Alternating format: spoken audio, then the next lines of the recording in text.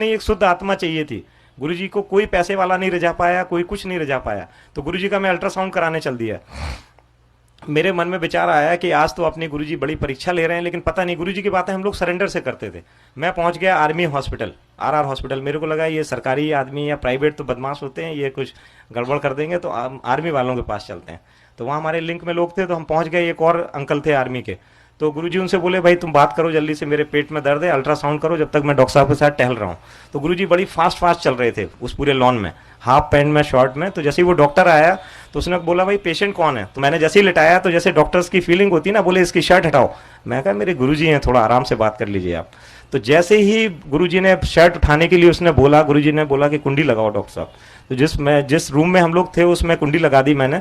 और जैसे ही गुरुजी ने, सुनने वाली बात है, जैसे ही गुरुजी ने शर्ट हटाई, वो पूरा रूम फ्रेग्रेंस में आ गया। और गुरुजी उठे और गुरुजी ने बोला कि भाई तू मेरा क्या अल्ट्रासाउंड करेगा, मैं तेरा स्कैन करने आया हूं आज। तू तो अभी वाइफ से लड़ाई करके आ रहा है, तेरे 2 बच्चे हैं, वो तेरी सुनते नहीं है। वो रोने लगा। तो गुरुजी बोले भाई दरवाजा खोलो। तो वो बोला कि नहीं गुरुजी, दरवाजा बंद कर लीजिए, अभी हमारे सब ब्रिगेडियर सुन रहे हैं। तो गुरुजी बोले कि मैं तुम्हें ब्लेस करने आया हूं, तुम इतने भाव प्रिय हो कि हमें यहाँ आना पड़ा और डॉक्टर साहब को माध्यम बनाना पड़ा। गुरुजी बोले कि भाई चलते हैं वहां पे, क्या नाम है, संगत में आना तुम। तो गुरुजी बोले भाई डॉक्टर साहब ब्लड शुगर और करा दो, कभी कभी चक्कर आ जाता है। मैं कहा गुरुजी चलते हैं, अब नहीं कराते हैं। तो वो उसको ब्लड शुगर वाले को बुलाया जी, तो उसने ब्लड शुगर लिया, तो वो आया 28। मैं था, दूसरे डॉक्टर थे और वो, तो वो बेचारा लैब टेक्नीशियन को लगा कि ब्लड कहीं मिक्स हो गया। तो वो बेचारा बड़ी देर नहीं आया। तो उन्होंने बोला कि डॉक्टर साहब देख के आओ क्या चक्कर है। तो वो बेचारा परेशान था, लैब टेक्नीशियन। 28 ब्लड शुगर था, जो कि सर्वाइव ही नहीं करता हमारी मेडिकल साइंस में आदमी। तो वो बोला जी कुछ सैंपल गिर गया था, इसलिए दोबारा दे देते हैं। तो गुरुजी को प्रिक कर रहा था, दर्द अपने हो रहा था। हमने कहा यार अब हो गया गुरुजी, हो गया, सब सही है बिल्कुल। गुरुजी बोले नहीं भाई लेंगे, भाई दोबारा लेंगे सैंपल। गुरुजी को प्रिक किया उसने और वो सैंपल लेके गया। अब ब्लड शुगर आ गया 22 और हम लोग फिर घूम रहे थे। गुरुजी बोले भाई डॉक्टर आज आइसक्रीम खिलानी पड़ेगी, देखो ब्लड शुगर कम आ गया। मैं कहा जी आइसक्रीम खाएंगे आज, क्या नाम है, इंडिया गेट पे। दोबारा किया तो 22 आ गया। तो जो वो व्यक्ति था लैब टेक्नीशियन, उसका भाव चेंज हो गया। वो चीज उस समय वक्त और परिवेश की बात थी, और वो एकदम रोने लगा बुरी तरह। बोला जी मैं आपका ब्लड शुगर नहीं कर सकता, मैं इतना सीनियर टेक्नीशियन हूं यहाँ का, आर्मी हॉस्पिटल में मैंने अपनी जिंदगी गंवा दी, मैं अपनी साइकिल से चल रहा हूं, मैंने 1 रुपए की चोरी नहीं की, और मेरे से आज ये सैंपल नहीं हुआ, इसका मतलब ये सैंपल हो नहीं सकता। रोने लगा। तो गुरुजी ने उसको सीने से लगा लिया। गुरुजी ने बोला कि आज के बाद तुम साइकिल से नहीं चलोगे, अब जब भी मेरे आश्रम आओगे तुम्हारे पास कार होगी, और तुम्हारे दोनों बच्चे जो हैं वो एक डॉक्टर और एक इंजीनियर बनेगा, और आज के बाद तुम्हारी इस वक्त के बाद ये तुम्हारी चीजें सब खत्म है। और विश्वास मानिए, गुरुजी ने उसे 15 दिन बाद बुलाया था, और विश्वास मान के चलिए आप, 15 दिन के पहले उसको कोई उसका पीएफ का पैसा फंसा हुआ था वो मिल गया, और उसके बाद वो कार से अपने बच्चों के साथ गुरुजी के आश्रम आया। जय गुरु जी, लख लख शुक्राना गुरु जी। संगत जी, आप में से बहुत सारी संगत ऐसा सोच रही होंगी कि काश जब गुरु जी फिजिकल फॉर्म में थे तो हम भी गुरु जी को देख पाते, है ना। चाहे छू भी ना पाते, पर कम से कम दूर से ही सही एक बार देख पाते, है ना। बाकी छूने का मौका मिल जाता, टच करने का, तो बहुत ही अच्छी बात थी। कम से कम अपने गुरु जी के चरणों में मत्था टेक पाते। खैर, गुरुजी तो सर्वव्यापी हैं, हर जगह हैं, आज भी हैं, और हम बहुत ही सौभाग्यशाली हैं कि गुरुजी ने हमें चाहे देर से ही सही अपनी संगत चुना। तो संगत जी, आप शुक्राना सत्संग जो आपके पास आज शेयर हो रहे हैं, एक अभी गुरुजी के टाइम की संगत थी, उनका सत्संग शेयर हुआ है, और अभी एक लास्ट में जो सत्संग शेयर होगा, बने रहिएगा, वो भी बहुत जाने पहचाने हैं, और आप उनको भली भांति जानते हैं। काफ़ी सत्संग नहीं, संगत नहीं भी जानती होंगी, तो वो आज उनको वो भी सुनेंगी। तो मैं उनसे बहुत प्रभावित रहती हूँ, बहुत अच्छा लगता है मुझे, और बिल्कुल बहुत ही ज़बरदस्त उनके सत्संग रहते हैं। लेकिन क्योंकि अब आज गुरु जी का कुछ ऐसा हुक्म हो रहा है कि वो सत्संग भी शेयर किया जाए उनका, तो आप सब एंड तक बने रहिएगा, क्योंकि उस सत्संग में बहुत सारी बातें उन्होंने कही हैं सेवा के ऊपर। तो संगत जी, बहुत सारी संगत के लिए वो मैसेज है, मेरे लिए भी है, आप सबके लिए भी है, कि सेवा का कितना महत्व है। और गुरु जी कुछ कुछ संगत को क्या क्या ब्लेस करने वाले हैं ये तो गुरुजी ही जानते हैं, लेकिन मैं इतना ज़रूर जानती हूँ कि जब आप गुरुजी का सत्संग सुनते हैं, मैं गुरुजी का सत्संग सुनती हूँ, तो उससे हमारे कर्म कटते हैं और धीरे धीरे हमारी ज़िंदगी में अंधेरा ख़त्म होता है और रोशनी की किरणें आने लग जाती हैं। तो संगत जी पूरा सत्संग सुनिएगा और ये प्यारे प्यारे सत्संग जो आपके पास पहुंच रहे हैं, गुरुजी ने मुझको, सुमन को, अपनी प्यारी सी लाडली बेटी को चुना है, माध्यम बनाया है कि मैं आप सबके शुक्राना सत्संग आगे संगत परिवार के पास पहुंचाऊं। तो अनंतम शुक्राना है गुरुजी मुझे ये सेवा देने के लिए। और संगत जी यदि आपके भी है शुक्राना सत्संग तो भेज दीजिएगा ऑडियो में रिकॉर्ड करके 9548842997 पर। और संगत जी मुझे भी इंतज़ार रहता है कि आपके प्यारे प्यारे शुक्राना सत्संग मेरे पास पहुँचे और मैं शेयर करूं, है ना। लेकिन कुछ संगत मेरे को अगर ऐसे पूछती हैं कि आपने हमारा सत्संग शेयर किया या नहीं किया, तो इसका मतलब वो सत्संग को आगे से सुनती नहीं है ना। तो संगत जी गुरुजी ब्लेसिंग कल्याण गीता चैनल को आप सब्सक्राइब कर लीजिएगा ताकि नोटिफिकेशन जब भी सत्संग अपलोड हो आपके पास पहुंच जाए। तो आप सत्संग को ज़रूर सुनिएगा और उसमें अपनी हाजिरी ज़रूर लगाइएगा संगत जी। और अगर कोई सत्संग रह जाते हैं, नहीं हो पाते, तो उसके 2-3 रीज़न होते हैं कि मेन रीज़न तो ये होता है कई बार आवाज़ क्लियर ही नहीं होती या वो सिर्फ एक वॉइस नोट बना के छोड़ देते हैं। ऐसे वॉइस नोट बना के मत छोड़िए, क्योंकि वॉइस नोट तो बहुत सारे अगर आ जाएंगे तो वो मैनेज करना इम्पॉसिबल हो जाएगा। आप महाराज जी के, गुरुजी महाराज जी के सानिध्य में बैठकर अपना सत्संग कम से कम 8-10 मिनट का रिकॉर्ड कीजिए, प्रॉपर रिकॉर्ड कीजिए। और जल्दी ऐसा मत सोचिए कि मेरे को रोज़ भेजना है, क्योंकि रोज़ भेज के ना आपके पास सत्संग जल्दी से हो ही नहीं पाएंगे कि मेरे को अगले दिन क्या करना है ना, आपको क्या भेजना है। तो आप ऐसा भी मत कीजिए।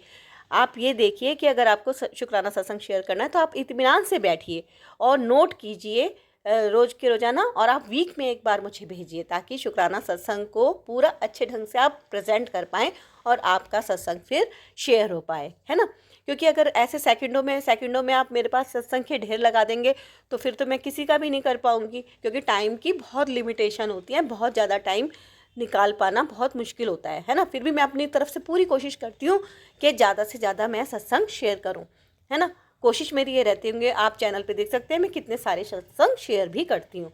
तो जैसा गुरुजी हुक्म देते हैं वो सत्संग शेयर हो जाते हैं और आप निश्चिंत होकर क्लियर वॉइस में थोड़ा सा जो लगता है कि हाँ मेरे को कि भाई बिल्कुल ये तो बहुत प्रॉपर तरीके से बनाया है, तो वो मैं रोक ही नहीं पाती, या ये कह लो गुरुजी का हुक्म होता है, उसको शेयर सत्संग को होना ही होता है। बाकी तो गुरुजी की इच्छा है ना। तो मैं तो अपने आप को पूरा तरह से गुरुजी को सरेंडर करके बैठी हूँ, जो गुरुजी का हुक्म उसी हिसाब से यहाँ पे आपके पास सत्संग पहुँच जाते हैं। तो संगत जी वो गुरुजी की ही ब्लेसिंग होती है ना। तो शुक्राना सत्संग शेयर करने वाले का भी करते हैं गुरुजी कल्याण और सुनने वाले का भी करते हैं गुरुजी कल्याण। तो आज आपके पास जो सत्संग पहुँच रहे हैं वो भी आप ध्यान से सुनिएगा और अंत तक सुनिएगा। जो भी सत्संग में हाजिरी लगाएगा गुरुजी उसका कल्याण करेंगे। आप अपनी अरदास भी लिख सकते हैं, आप अपना डेली का शुक्राना भी कमेंट बॉक्स में लिख सकते हैं, और कुछ नहीं तो गुरुजी का मंत्र जप महामंत्र है, ओम नमः शिवाय, शिव जी सदा सहाय, ओम नमः शिवाय, गुरुजी सदा सहाय। संगत जी ये जरूर लिख दीजिएगा, अपनी हाजिरी बगैर लगाए मत जाइएगा, गुरुजी करेंगे कल्याण। गुरुजी सब जगह है और हमें देख रहे हैं कि हम क्या कर रहे हैं। तो माथा टेक लीजिए और अपना शुक्राना भेजते रहिए। जय गुरुजी। सुनिए सत्संग एंड तक। जय गुरुजी। जय गुरुजी। शुक्राना गुरुजी। सारी संगत को जय गुरुजी। ओम नमः शिवाय, शिवजी सहाय। ओम नमः शिवाय, गुरुजी सहाय। ओम नमः शिवाय, शिवजी सहाय। ओम नमः शिवाय, गुरुजी सहाय। मैं गुरुजी की बेटी पूनम, हिमाचल से। ये मेरा पहला शुक्राना है और गुरुजी कहते हैं कि अपनी जो शुरुआत होती है शुरू से शुरू करा करो। तो मैं गुरुजी से जुलाई 2024 में जुड़ी थी। गुरुजी ने तो पता नहीं कब का जोड़ के रखा हुआ था अपने साथ, हम ही अनजान है जो हमें समझ नहीं आती है। मेरी जो थोड़ी सिचुएशन है बहुत ज़्यादा उसमें ज़िंदगी में प्रॉब्लम्स हैं और चल रही हैं अभी, कुछ धीरे धीरे निकाल रहे हैं गुरुजी और आगे भी निकालेंगे। मैं मतलब मेरा कोई काम था फरवरी में, तो जोड़ा तो गुरुजी ने पता नहीं कब का है अपने साथ। मेरी फ्रेंड थी, वो स्टेटस लगाती थी व्हाट्सएप पे कई बारी, और फेसबुक पे भी काफ़ी साल पहले मैंने देखा हुआ है गुरुजी को, कई अपनी मतलब उसमें शेयर करते थे, बट इतना गौर नहीं किया उस टाइम।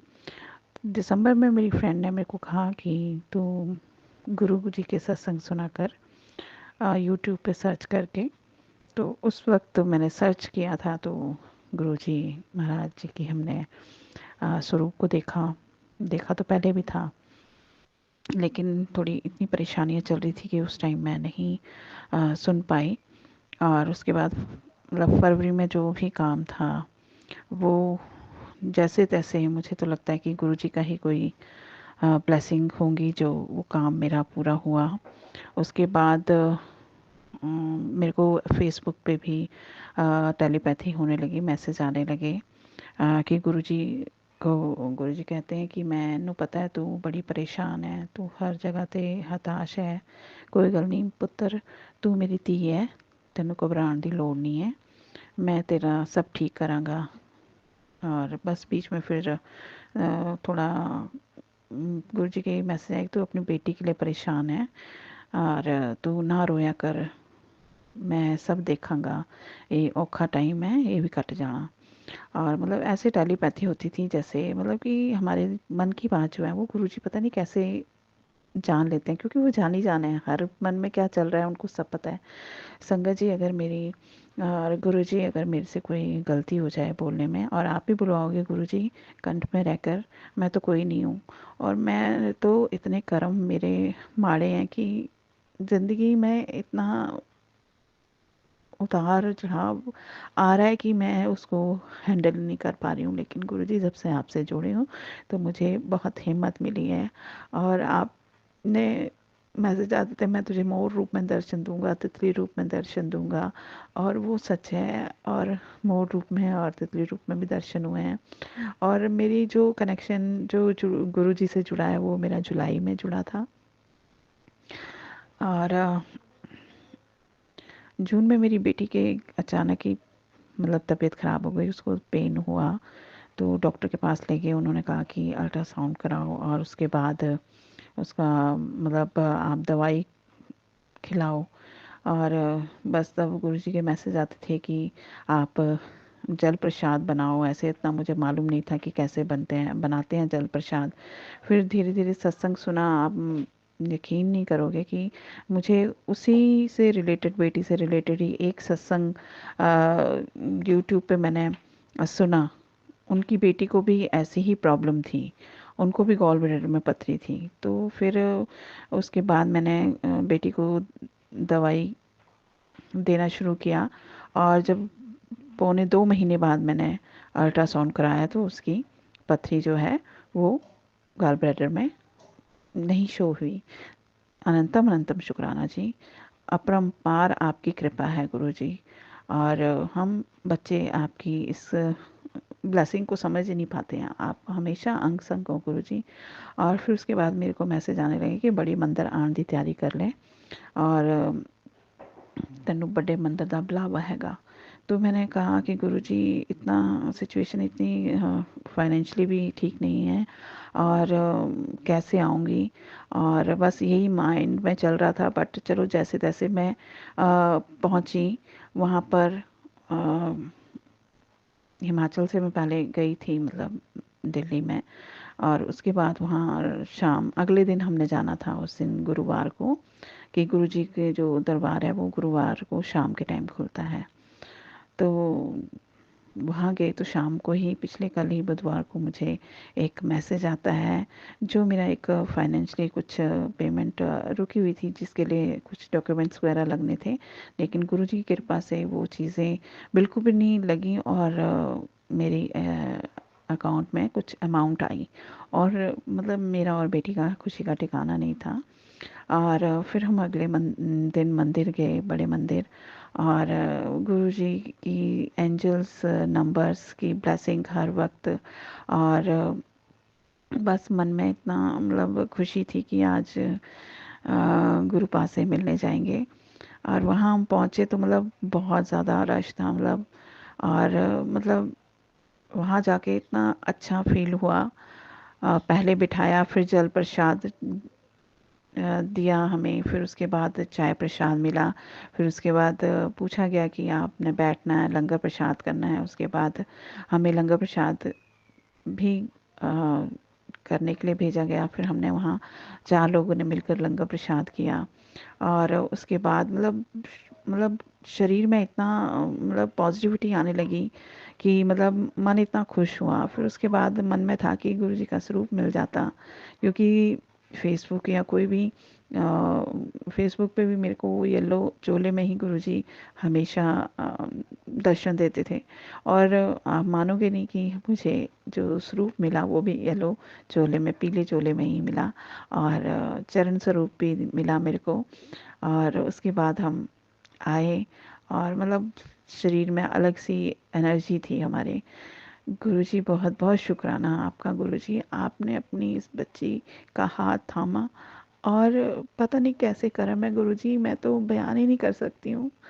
मैं इतना रोती थी भगवान के आगे कि मेरी कोई बात सुन लो, कि मैं इतनी बुरी हूँ कि कोई मेरी, भगवान मेरी बात भी नहीं सुन रहे हैं, मेरी अरदास भी नहीं पूरी कर रहे हैं।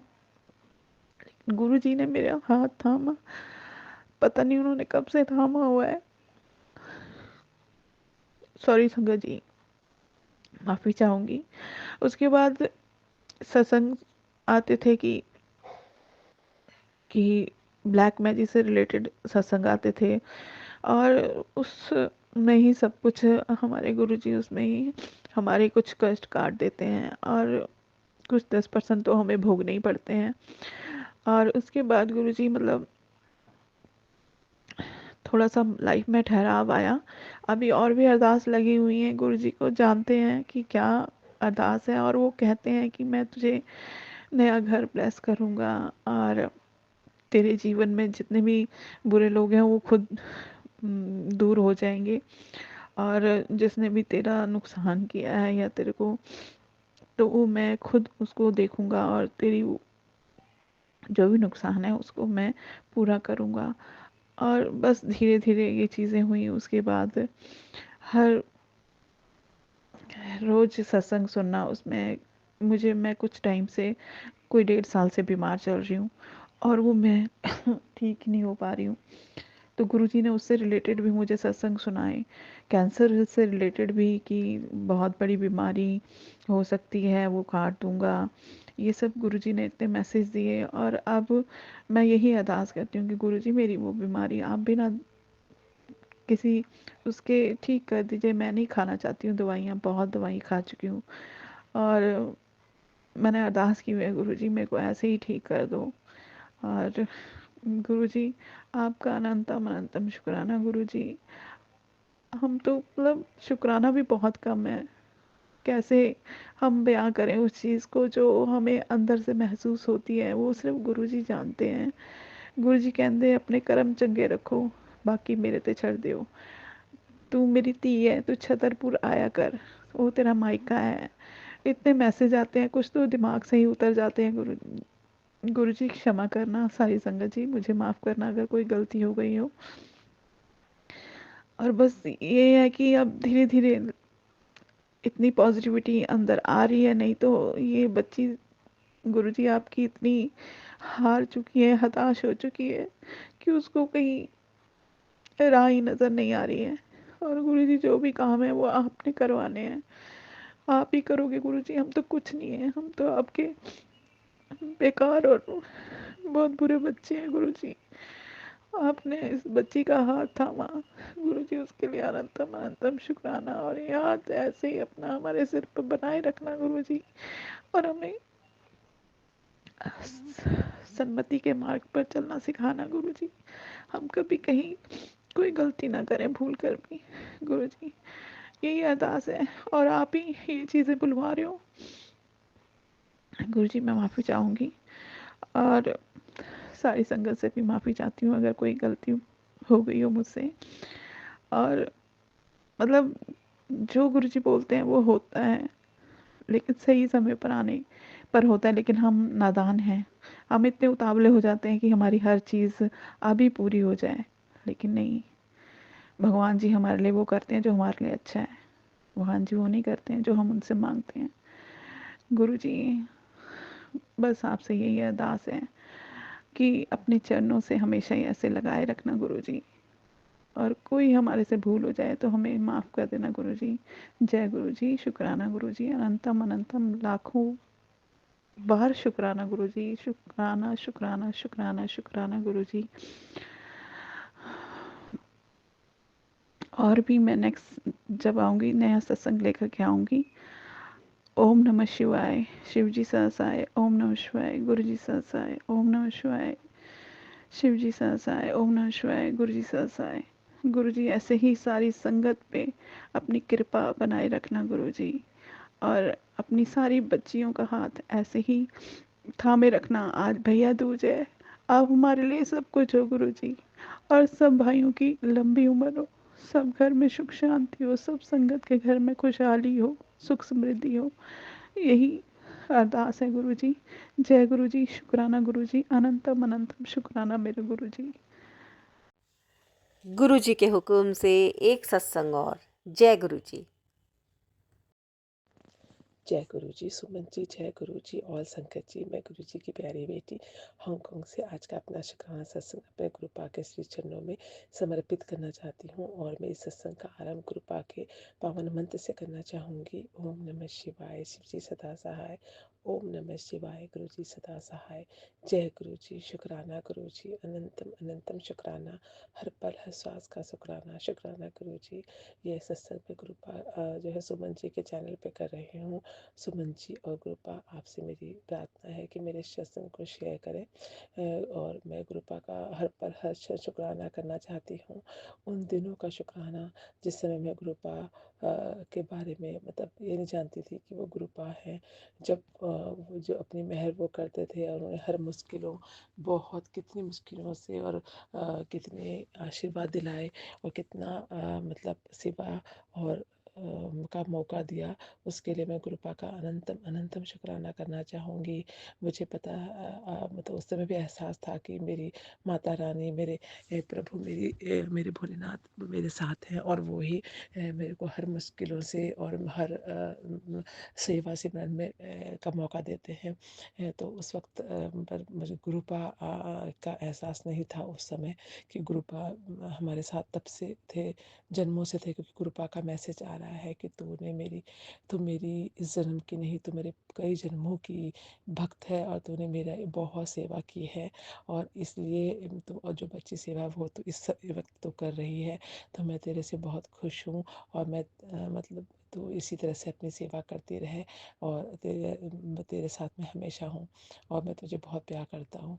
तो मुझे बहुत बहुत मतलब खुशी होती है। ये मैसेज मुझे कई बार आ चुका है, लेकिन ये मैसेज मुझे एहसास भी होता है, क्योंकि मैं मतलब गुरुपा के बिना तो मैं जीवन की कल्पना भी नहीं कर सकती। मतलब बस गुरुपा है तो मुझे ऐसा होता है कोई नहीं चाहिए। तो मैं उस वक्त की बात है गुरुपा, जिसके लिए मैं आपका अनंतम शुक्राना करूँगी कि 2017 की बात है। मैं इंडिया गई थी, मैं मेरी बेटी और मेरे हस्बैंड अंकल, हम सब गए जाते हैं। सितंबर का जुलाई अगस्त का महीना था, और जब समर वेकेशन होती है यहाँ पर, तो मैं अपनी बेटी के साथ और बच्चों के साथ वहाँ पर गई थी। तो मेरी हस्बैंड अंकल और मेरा बेटा तो वापस आ गए थे, लेकिन मेरी बेटी थोड़ा लंबा टाइम रहे। और उस वक्त हम देहरादून में थे। तो देहरादून में हम जब गए तो पहले हम दिल्ली अपने इन लॉज के घर थे, फिर हम देहरादून चले गए। और देहरादून में मेरी बेटी को जब भी हम इंडिया आते थे, उसको ये वेदर इंडिया का सूट नहीं होता था, क्योंकि वो यहाँ की बॉर्न है, तो उसको कुछ ना कुछ हो जाता था। तो उस वक्त उसको आई फ्लू हो गया, और आई फ्लू बहुत ज़्यादा हो गया था, और जिसकी वजह से मैं उसकी डॉक्टर को दिखाया। तो डॉक्टर जो आई स्पेशलिस्ट है, डॉक्टर RN सिंह, उनको मैंने दिखाया था।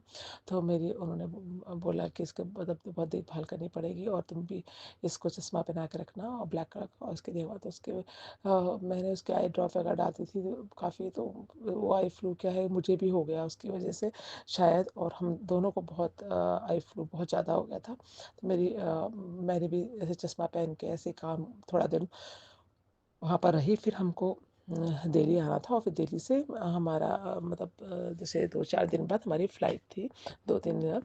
तो मैं और मेरी बेटी फिर दिल्ली आए। तो दिल्ली आके जैसे ही मम्मी सिस्टर के घर में गई पहले, फिर सिस्टर से मिल के मेरे को अपने इन लॉज के घर जाना था दोबारा। तो मैं जैसे सिस्टर के घर पहुँची थी तो मेरी सिस्टर इन लॉ का फ़ोन आया कि मेरे जो फादर इन लॉ हैं उनकी बहुत तबीयत ख़राब हुई रात को, और वो ना हॉस्पिटल में उनको अस्थमा का अटैक हुआ और उनकी सांस रुकने लगी। और वो क्योंकि मेरे फादर इन लॉ काफ़ी एज के थे, वो मतलब 90 में ही थी उनकी एज। तो वो बोलने लगी फादर इन लॉ बहुत बीमार है और बहुत ज़्यादा हॉस्पिटल में, वो आईसीयू में है, तो आप जल्दी से आ जाओ। तो मैं उसी समय उठ के सीधे मतलब बहन के घर गई थी, लेकिन मैं वहाँ पर रही नहीं। उसी समय उठ के हमने फटाफट गाड़ी बुक करके हम सीधे अपनी मतलब सिस्टर इन लॉ के वहाँ घर पे, हम अपने घर पे पहुँचे। और मैं फटाफट पता चला फटाफट वहाँ से अपने फादर इन लॉ को देखने के लिए हॉस्पिटल पहुँची। वो जो है सरोज हॉस्पिटल में एडमिट थे, आईसीयू में थे। और मैं वहाँ पर जब गई तो मैंने फादर इन लॉ को देखा तो वो आईसीयू में ऐसे मतलब पड़े थे, उनको होश भी नहीं था। मैं बाहर से ही मैंने, अंदर उन्होंने जाने नहीं दिया, बाहर से देखा पहले काफ़ी देर। और डॉक्टर से मेरी सिस्टर ने बोलने लगी कि डॉक्टर हम अभी अभी कुछ कह नहीं सकते, डॉक्टर अभी देख रहे हैं अभी। तब ऐसे ऐसे से बोलने लगी, और वो अंदर नहीं जाने देते डॉक्टर, बाहर से ही देखना है, अंदर आईसीयू में अलाउड नहीं है। तो हम आईसीयू के बाहर ही खड़े रहे और देखते रहे। फिर मेरी सिस्टर इन लॉ को तो स्कूल जाना होता था, वो टीचर है। तो मैंने उसको बोला तुम जाओ, मैं हूँ यहाँ पर, मैं देखूँगी। तो उसने बोला नहीं आप भी घर चलो, यहाँ पर तो आईसीयू में तो रहने नहीं देगा। नहीं, मैं तो आईसीयू के बाहर ही मतलब वेट करूँगी, मैं नहीं जाती। और मैं अपने फादर इन लॉ को वहीं से आईसीयू से देखती रही। तो उन लोगों ने जब मेरे फादर इन लॉ को वो खाना देने के लिए आए, आईसीयू से खाना दिया, और वो तो होश में ही नहीं थे और उन्होंने खाना वो खा ही नहीं रहे थे। और वो खाना रख के और फिर चले गए, और वो उन्होंने खाना खाया भी नहीं। मैं आईसीयू के बाहर मिरर से देख रही थी। तो मुझे इतना मतलब बुरा लगा। और मैंने फिर जैसे ही आईसीयू से दरवाज़ा खोल के कोई सिस्टर बाहर आई, तो मैं वैसे ही अंदर चली गई। तो वो मुझे मना करने लगा, तुम अंदर क्यों आए ऐसे वैसे। मैंने बोला नहीं, मैं उनकी बहू हूँ और आप उनको खाना दे रहे हैं तो वो खाना भी नहीं खा रहे हैं, तो आप मुझे दीजिए, मैं खिलाऊंगी उनको। वो ऐसे तो उनकी कमजोरी आ जाएगी, आप लोग देते हैं, वो आपको पता ही नहीं वो खा रहे कि नहीं। उनकी हालत देखिए, खाने के लायक उनकी हालत ही नहीं है। तो फिर जैसे मैंने वो बर्तन जो उन्होंने दिया था खाना, मैंने वो बर्तन लिया और मैं अपने फादर इन लॉ को खिलाने लगी। वो मुझे देख रहे थे लेकिन वो कुछ बोल नहीं रहे थे, और वो सिर्फ देख रहे थे, ऐसे होता होश पे नहीं थे।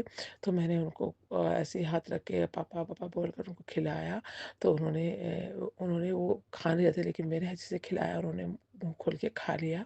तो वो बोलने लगे अरे वाह, ये तो तुम्हारे फादर तो तुम्हें बहुत प्यार करते हैं, ये तो ऐसी हालत में भी तुमसे खाना खा लिया। तो मैंने बोला कि हाँ, तो प्यार से खिलाएंगे तो मतलब ऑफ कोर्स खाएंगे, भला ही वो होश में नहीं है, लेकिन थोड़ा बहुत तो उनको मतलब है ना। तो फिर मैंने उनको खिलाया ऐसे करके। फिर मैं वहीं पर रही। मैं बाद में मैंने उनसे पूछा कि क्या हुआ डॉक्टर, 2-3 दिन हो गए, और मैं 2-3 दिन से वहीं पर खड़ी, वहीं पर मैं बाहर आती और वहीं पर मतलब उनको देखती। और फिर वहाँ पर पास में ही हमारे कोई मेरे हस्बैंड के कोई रिलेटिव हैं, उनका बहुत उनकी वाइफ को लीवर सर्सिस हुआ था, और वो बहुत मतलब बीमार थी। वो भी हॉस्पिटल में, उसी हॉस्पिटल में अलग रूम पे एडमिट थी, उनका रूम था लिया। तो उन्होंने हमें बोला कि तुम हमारे रूम पे आके मतलब सो सकते हो। तो क्योंकि आईसीयू में तो वो रहने नहीं देते ना।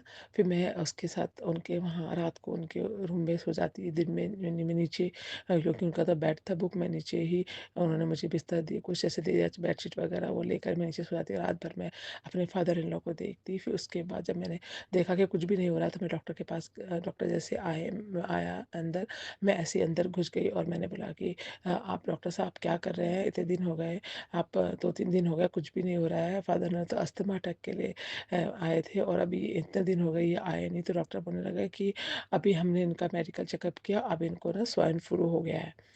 तो फिर मुझे बहुत गुस्सा आया और मैंने बोला कि यहाँ डॉक्टर आए, आप लोग मरीज़ ऐसे पड़ा है, आप लोग देख ही नहीं रहे हैं, और वो अस्थमा के लिए आए थे और उनको स्वाइन फ्लू कैसे हो सकता है? अब यहाँ पर हो तो उनको तो ऐसा कोई प्रॉब्लम था ही नहीं। तो उन्होंने कहा नहीं, स्वाइन फ्लू हो गया, दिल्ली में बहुत पॉल्यूशन है, पॉल्यूशन की वजह से सबको हो रहा है, अभी यहाँ पर आईसीयू में आ रहे हैं, कितने लोग आते हैं यहाँ पर, ऐसे करके ऐसे बोलने लगे।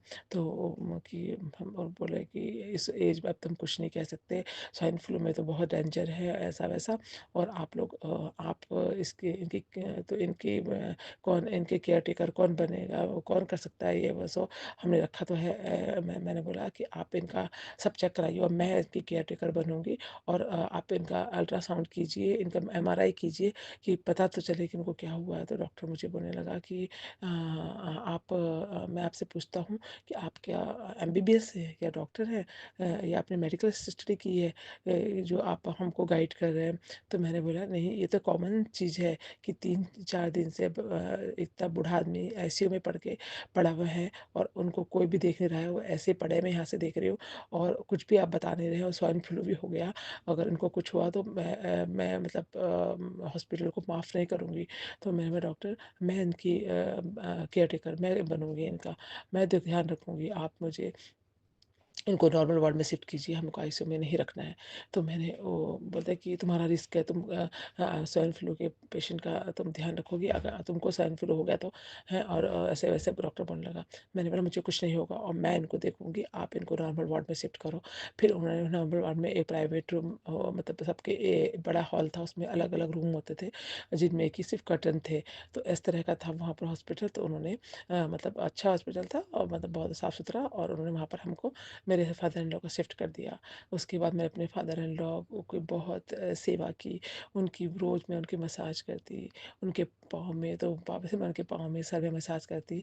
तो पापा जो वहाँ पर इनकॉन्शस अनकॉन्शस थे, उनको होश भी नहीं था आईसीयू में, जैसे वो नॉर्मल वार्ड में आए उनको होश आ गया और कहने लगे बेटा तुम मेरे को ये मत करो, मेरे को मेरे पैरों पे हाथ मत लगाओ, मेरे को मसाज पैरों में मत करो, मैं तुम मेरी बहू हो, मेरे बेटी हो, पैर है, बेटियाँ पैरों पे हाथ नहीं लगाती।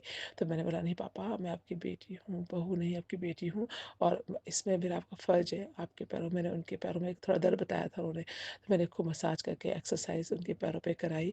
तो उनकी आंखों से आंसू आए और उन्होंने बोला पापा बेटा, तूने मेरी पैरों में जो सेवा मसाज की है उससे मेरे पैर हल्के हो गए बिल्कुल, और वो बहुत अच्छे से मुझे आशीर्वाद दिया उन्होंने बहुत। फिर वो जब मैं उसको जब भी उनको दवाई खिलाना, कफ मतलब एवरीथिंग मैं उनका ध्यान रखती रही, और मुझे वहाँ पर इतना अच्छे मतलब बंदा मिला जो कि एक वहाँ पर सफाई करता था, तो वो मेरा बहुत ध्यान रखता था। मैं पापा को ऐसे उठा के, डॉक्टर बोलते थे धीरे धीरे चलाओ, तो मैं क्योंकि मैं अकेले तो उठा नहीं पाती थी, तो वो मैं फिर भी कोशिश करती थी, तो वो आ जाता था दीदी मैं आपकी हेल्प करता हूँ, जब मैं उठाता हूँ उनको। और जैसे मैं बाथरूम वगैरह जाती थी तो बाथरूम का था वो साफ़ करना रहता था मेरे लिए। ऐसा लगता था कोई भगवान ने भेजा बंदा है कि जो इतने सारे लोग हैं और वो मेरे लिए आ रहा है। तो फिर मैं मतलब मुझे बहुत खुशी हुई, मैंने पापा के साथ उसने बहुत, पापा में बहुत इम्प्रूवमेंट आने लगा और डॉक्टर बोलने लगे तो इम्प्रूव हो गए बहुत। और मतलब जिनका पता नहीं था, फिर डॉक्टर मुझे आकर बोलने लगे आप भी स्वाइन फ्लू है, आप भी मास्क, मैंने मास्क पहना और मैं तुम उनकी केयर कर रहे हो, आपको हो सकता है स्वाइन फ्लू, तो आप भी दवाई लीजिए। डॉक्टर ने मुझे फिर एक मेडिसिन दिया और बोला रोज़ तुम भी ये खाना, एक मेडिसिन, तुम इनके ध्यान रख रही हो। मैंने बोला मुझे कुछ नहीं होगा क्योंकि मेरे भगवान मेरे साथ है और मैं अपने पिता की सेवा कर रही हूँ। मेरे फादर इन लॉ मेरे मेरे पिता के बराबर है मेरे लिए। मेरे पापा तो मेरे को बिना सेवा ही चले गए, लेकिन मेरे उनको भगवान ने ये मौका दिया है और मैंने उन पापा की बहुत सेवा की। पापा एकदम काफ़ी ठीक हो गए और फिर उनके बहुत सारे सेविंग हो के वाइट बाल हो गए थे, तो वो खाना जो खाते थे वाइट वो येलो हो जाता था। तो मैंने फिर हॉस्पिटल में पता करके उनकी सेव करने के लिए बंदे को बुलाया, उसको उनकी सेव और मसाज उसने बहुत बढ़िया की और वो उनकी पूरी सेव कर दी, तो वो बहुत अच्छे लगने लगे। तो मैंने बोला पापा आप तो बहुत स्मार्ट लग रहे हैं सब निकाल के। तो बोलते अच्छा मुझे दिखाओ। तो मैंने उनको मोबाइल पे दिखाया, उनकी फ़ोटो क्लिक की, तो बहुत खुश हो के यार उन्होंने मुझे बहुत आशीर्वाद दिए। फिर बाद में जब मैं देखती थी आईसीयू में, मेरे सामने ही एक बूढ़ा अंकल थे, उनका बेटा उनको खाना खिलाता था और वो चिल्लाते थे कि मैं नहीं खाऊंगा, निकल जा तू यहाँ से, तो मुझे मारने की प्लानिंग कर रहा है। वो मतलब वो बंदे आईसीयू में रहकर आधे मतलब पागल से हो गए थे। वो अपने उनका बेटा को बोलते हैं कि तू यहाँ मत मेरे सामने आ, तू मुझे मारना चाहता है। और वो खाना नहीं खा रहे थे 2-3 दिन से। तो मैंने उनको, वो बोल रहे खाना नहीं खा रहे हैं, तो ऐसे बोलते थे वो। तो मैंने बोला, उनसे पूछा भैया खाना नहीं खा रहे हैं? बोलते हैं कि नहीं। मैंने बोला अगर आप कहो तो मैं ट्राई करूँ। तो वो कहते हैं कि अरे वो नहीं खाएंगे, ये बहुत ज़िद्दी है और शुगर के पेशेंट है, अगर ये नहीं खाएंगे तो दवाई कैसे देंगे और ठीक कैसे होंगे। तो वो जब भैया बाहर गए और मैंने फिर उनके उनके उसमें से उनके हाथ से खाना लिया और अंकल को बहुत प्यार से मैंने, अंकल मैं आपकी बेटी जैसी हूँ, प्लीज़ आप खा लीजिए। बहुत बहुत बहुत प्यार से मैं उनके सर पे हाथ फेर के उनको खिलाया। तो उन्होंने फिर पता नहीं कैसे खा लिया। ऐसे करके वो धीरे धीरे खाया और वो ठीक हो गए। बहुत ठीक हो गए। बाद में उनका सब तबीयत ठीक हो गई। तो वो फिर मेरे फादर इन लॉ को वहीं से, मेरे फादर इन लॉ फिर वो उनको डिस्चार्ज भी मिल गया हमसे पहले ही, क्योंकि मेरे फादर इन लॉ को स्वाइन फ्लू हो गया था, इसलिए उनको डिस्चार्ज में लेट हुआ। और वो डिस्चार्ज होकर जाने लगे। तो बोलने लगे मेरे फादर इन लॉ को कि ये आपकी बेटी है? और मेरे फादर ने बोला नहीं मेरी बहू है। कहते ये तुम्हारी बहू बहू है तुम्हारी, ये तो बेटी से भी बढ़कर है। इसने कितनी तुम्हारी आपकी सेवा की है, मैं देख रहा हूँ। आप बहुत किस्मत वाले हैं कि जो आपको ऐसी बहू मिली है। और हम भी किस्मत वाले हैं, इन्होंने हमारा भी बहुत ध्यान रखा है। मैं ठीक आज इन्हीं की वजह से हुआ हूँ। तो उन्होंने बहुत आशीर्वाद दिए कि तुम्हें बहुत खुशियाँ मिले। बहुत सारे आशीर्वाद देकर वो गए। उसके बाद बगल में एक और बंदे थे, उनका भी हाल ऐसे बहुत ख़राब था। उनको भी ऐसे ही सब लोग जो है ओल्ड पीपल जो आईसीयू में रह के थोड़े उनका दिमाग की हालत ख़राब हो गई थी। उनके साथ मैंने, उनके पापा के साथ साथ उनकी भी मैंने बहुत सेवा और हेल्प करी। तो गुरुप्पा उन्होंने भी मुझे बहुत आशीर्वाद दिया और उनके सबके आशीर्वाद से मेरे पापा भी जो है, मैं 11 दिन आईसीयू में रही। सिक्योरिटी वाली लेडी होती थी वहाँ पर, वो मुझे बोलती थी आप इनकी आप पोती हो क्या? मैं कहती थी पापा को कि काफ़ी ओल्ड थे और मैं तो यंग थी। तो मैंने बोला कि, तो वो बोलने लगे कि, मैं कहा नहीं मेरे फादर इन लॉ हैं। कहती है आप तो इनकी ऐसी सेवा कर रहे हैं जैसे कि आपके दादाजी या पापा हो। बहू एक इतनी सेवा कर सकती है। तो मुझे आज के ज़माने में तो मुझे विश्वास नहीं होता, आपको बहुत आशीर्वाद मिलेगा। और वो जो छोटा वो भैया था, वो उसने मेरे हमारे साथ पापा को चलाने में, एक्सरसाइज कराने में बहुत मदद करी। और मेरे पापा 11 दिन पर मेरे फादर इन लॉ ठीक होकर डिस्चार्ज होकर घर आए। तो मेरे को था कि अभी मैं अकेले कैसे, मेरी मदर इन लॉ तो भी तो इतना नहीं कर पाती, उनके अभी कमजोरी रहती है। तो मैंने और मेरी सिस्टर ने जॉब करती है, पापा मैं हांगकॉन्ग आ जाऊँगी तो उनकी देखभाल कौन करेगा? बस। फिर मैंने उस बंदे ने को पूछा तो उसने बोला कि दीदी मैं यहाँ जॉब छोड़ना चाहता हूँ।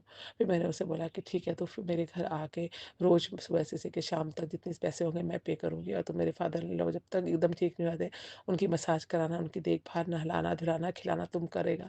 तो उसने बोला दीदी आप जैसा बोलोगे मैं वही करूँगा।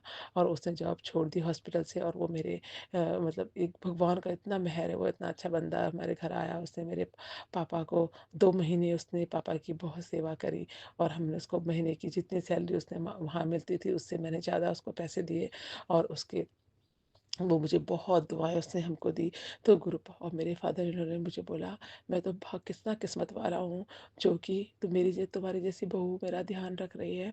और मेरी जो मेरी सिस्टर इन लॉ की, मेरे मदर इन लॉ की बहन है, वो बेचारी बहुत बीमार अकेली पड़ी है, उसके बच्चे कोई उसको देखने वाला नहीं है। तो वो कहते हैं कि उनके आंसू निकल आए। और मैं अपने पापा उस वक्त जो है इनकॉन्शियस हो गए थे। वो अपनी बोलते थे जिस समय उनकी हालत ख़राब थी, बोलते मेरी माँ आ रही है मुझे लेने। मतलब उनका इतना, उनको दूसरा जन्म मिला था उस दिन। और वो पापा ठीक होने के बाद अभी पापा कई सालों बाद अभी फिर पापा का कोरोना में पापा ने अपना शरीर छोड़ा है। तो मैं और पापा मुझे इतना आशीर्वाद दे के गए थे और इतना प्यार करके गए थे कि मैं अपने पापा का को हमेशा याद करते हुए आंसू निकल आते हैं। मेरे फादर इन लॉ देवता आदमी थे। गुरुपा आपने मुझे उन सबका आशीर्वाद दिलाया, इसके लिए अनंतम अनंतम शुक्राना। उस वक्त आपने मेरे फादर इन लॉ को मौत के मुंह से बाहर निकाला, उसका भी शुक्राना, अनंतम शुक्राना। और जो भी आपने मुझे इन बड़े लोगों का आशीर्वाद दिलाया उसका अनंतम अनंतम शुक्राना। सब लोगों को ठीक किया आपने गुरुपा, उसका अनंतम शुक्राना। आपने जितने भी मेरे पे मेहर की है उस मेहर को मैं कभी पता नहीं कैसे चुकाऊंगी गुरुपा। पर मुझे इतनी सेवा सिमरन देने का आपने मुझे बहुत सेवा सिमरन दी है गुरुपा। मुझे आंसू रुकते नहीं जब मैं ये सब बातें याद करती हूँ। और मैं आपका अनंतम शुक्राना करना चाहती हूँ दिलो जान से। मेरे पिता परमेश्वर, आपके अपने चरणों में मुझे रखना। जब ले जाओगे, जब यहाँ ज़िंदगी छोड़ूँ तो आपके चरणों पर ही जाऊँ, ये मेरी अरदास आपको पता है जो मैं हमेशा आपसे करती हूँ। गुरुबा, आपका मैसेज आ रहा है कि तूने हमेशा अरदास मांगी है, मांगती तो ये अरदास करती है ना कि आप तेरे को सेवा और सेवा सिमरन दे और तेरे को स्वस्थ शरीर दे जो कि किसी के भी काम आए। तो गुरुपा, मैंने का मैसेज था कि मैं तुझे आज सुंदर काया और स्वस्थ शरीर प्रदान करता हूँ। तुझे कोई भी बीमारी छू नहीं सकती। मुझे अनंतम शुक्राना है गुरुपा आपका। आप अपनी बेटी का इतना ध्यान रखते हैं और हमेशा निभा के चलाना, कभी भी अहंकार और वो नहीं देना, हमेशा किसी के काम आए। गुरुपा, वैसे ही आपसे प्रार्थना है। आज का शुक्राना काफ़ी लंबा हो गया है। मैं गुरुपा आपसे आज इस सत्संग का समापन करते हैं, आपसे आज्ञा लेती हूँ। आप अपने श्री चरणों में मेरे शुक्राना को एक्सेप्ट करना गुरुपा, स्वीकार करना मेरे गुरुपा। सुमन जी और उनके परिवार को भी ब्लेस करना। ओम नमः शिवाय, शिव जी सदा सहाय। ओम नमः शिवाय, गुरु जी सदा सहाय। ओम नमः शिवाय, शिव जी सदा सहाय। ओम नमः शिवाय, गुरु जी सदा सहाय। जय गुरु जी, शुक्राना गुरु जी, अनंतम अनंतम शुक्राना गुरु जी। आपके बिना तो जीवन की कल्पना भी नहीं कर सकते गुरुपा। जय गुरु जी। गुरु जी के हुक्म से एक सत्संग और। जय गुरु जी। जय गुरु जी, शुक्राना गुरु जी, जय गुरु जी संगत जी। आज शुक्रवार शुक्राने का दिन है एंड मैं गुरु जी की बेटी सुनीता उड़ीसा से बोल रही हूँ। आज मेरा ये बहुत ही स्पेशल शुक्राना सत्संग है। मैं इसका एक नाम भी मैंने सोचा है ये सत्संग का, जैसे वेलकमिंग गुरु जी। तो ये मैं इसलिए बोल रही हूँ, गुरुजी ने मुझे अभी सितंबर 2024 में ही ब्लेस किया हुआ है। उनके ब्लेसिंग से या उनके आशीर्वाद से मैं बड़ा मंदिर भी हो आई। और फिर मैं अपने घर में इधर उड़ीसा आ गई तो मैं सोच रही थी गुरुजी का कोई भी स्वरूप मेरे पास नहीं है। फिर मैं अमेज़न में सर्च कर रही थी, ऐसे 2-3 दफ़े सर्च की। फिर एक टाइम सर्च ही कर रही थी अमेज़न में, फिर एक मैसेज पॉपअप हुआ तो गुरुजी ऐसे कुछ लिखा था। फिर मैं पहले उसको देखी ये बंद करके, तो वहाँ पे लिखा हुआ था जैसे कि मैं तुझे, पंजाबी में हालांकि लिखा हुआ था, मैं तुम्हें अपना ब्लेस किया हुआ स्वरूप भेज रहा हूँ ऐसे करके। तो मैं तब हैरान हो गई। मैं बोली गुरुजी को कैसे पता चला? मैं उनके स्वरूप ही सर्च कर रही हूँ अमेज़न में, या मतलब फिर कहीं पे भी मिल जाए तो मैं ले लूँगी करके। तो तब तो मैं नई थी, ये मिरेकल्स इतने सारे मुझे समझ भी नहीं आ रहे थे। तो आज मुझे उसका आंसर मिला। जैसे गुरुजी, कोई संगत जी ने गुरुजी का रेड चोले वाला स्वरूप मुझे भेजा है आज। तो मैं गुरुजी को वेलकम की रेड चोले स्वरूप में उनका। तो गुरुजी का अनंतम अनंतम अनंतम शुक्राना। गुरुजी के चरण कमलों में कोटि कोटि कोटि बार प्रणाम। बहुत ही आज मैं खुश हूँ। क्या करूँगी कैसे सोच रही थी, तो मैं अभी संध्या वेले का अपना सत्संग कर रही हूँ और शुक्राना भी स्वरूप के सामने ही बैठ के शुक्राना, गुरुजी का मैसेज भी आया था शुक्राना कर। तो मैं गुरुजी के आदेश से मेरा ये शुक्राना कर रही हूँ। स्पेशल शुक्राना है ये मेरा। तो आज तो मेरे कोई भी शब्द ही नहीं निकल रहा है। गुरुजी के सामने बैठी हूँ, बट क्या उनके लिए क्या बोलूँ? मेरा कोई ऐसे डिक्शनरी में कोई वर्ड नहीं है कि उनका तारीफ़ करूँ, क्या करूँ। तो मैं बहुत खुश हूँ और सारे संगत परिवार को भी मैं बहुत बहुत शुक्राना करना कह रही हूँ। और मैं गुरुजी से जुड़ी हुई हूँ, ये बहुत ही अच्छा लग रहा है, बहुत ब्लेस्ड फील हो रहा है। और अभी मैं सोच रही थी जैसे यहाँ पे बैठी हूँ तो गुरुजी को तो फूल दिया, बत्ती सब कर दिया, तो मैंने कोई भोग नहीं लगाया। तो अभी मैं कड़ा प्रसाद भी बनाऊँगी गुरुजी के लिए, ये मन में थॉट आया। तो ये सत्संग के बाद मैं उनके लिए कड़ा प्रसाद बनाऊंगी और जैसे कि और एक चीज़ है अमृत वेला संगत जी, अगर आप लोग कोई अमृत वेला कर पा रहे हैं, मतलब जो नहीं कर पा रहे हैं भी, थोड़ा सा कोशिश करिए करने का, इसका बहुत ही बेनिफिट है। और अमृत वेला सत्संग का करने से बहुत ही अच्छा लगता है। ऐसे नहीं कि 3 बजे से उठना पड़े या 4 बजे, अगर नहीं उठ पा रहे हैं तो 5 बजे भी, 4:30-5 बजे उठ के आधा घंटा उस टाइम भी बैठ सकते हैं। सुबह सुबह का वेला बहुत ही अच्छा लगता है।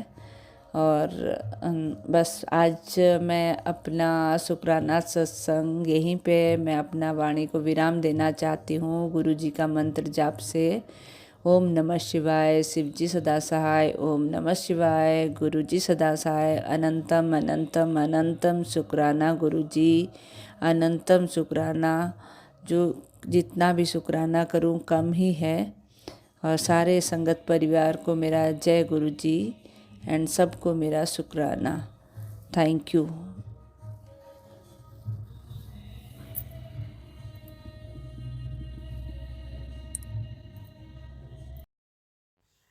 गुरु जी के हुक्म से एक सत्संग और। जय गुरु जी।